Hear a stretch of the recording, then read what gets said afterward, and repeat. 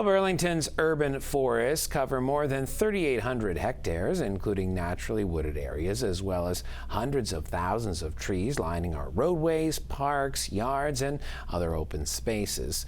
These trees need regular maintenance, and that is where the City of Burlington's Forestry Department comes in.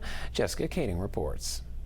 The City of Burlington's street tree pruning program is currently underway. The project began at the beginning of May and will wrap by the end of July. Contractors that have been awarded the work are pruning close to 6,500 trees across the city.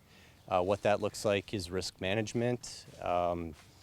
It looks like elevation above sidewalks, clearance of streetlights, signs, elevation above roadways. It also includes the pruning of trees to improve structure, shape, and form.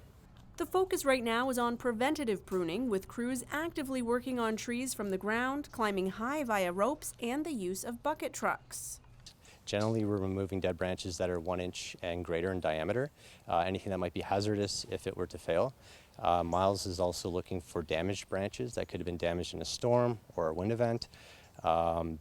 We're also doing elevation pruning so that we can get clearance above roads, we can get clearance above sidewalks, and clearance away from buildings and utility lines. Josh went on to explain that this type of maintenance makes the trees more structurally sound and more resilient to extreme weather events. And while many of these trees are in parks and along roadways, there may be some on your front lawn that need attention. A question we often get is, why are you pruning my tree? And there's sometimes a lack of awareness as to where the right-of-way might be. So the right-of-way could extend meters into somebody's front lawn, and many people might know that, but we see residents that don't, and then we just have to talk with them and explain to them that the tree is a city asset, and we're going to be managing it as a city asset. Pruning, if we can do it on younger trees, that's where we see the most benefit, and we're making smaller cuts, and the tree has an easier time compartmentalizing and recovering from those pruning wounds.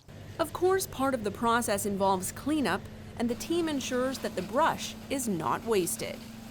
So the brush that's going through the chipper is going to get chewed up, it's going to get spat out the other end, and it's going to get put into a truck. That's the easiest way to handle the material that's generated from pruning.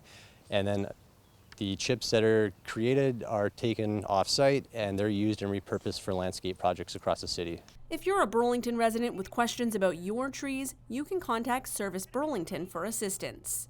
For Halton News, I'm Jessica Kaitting.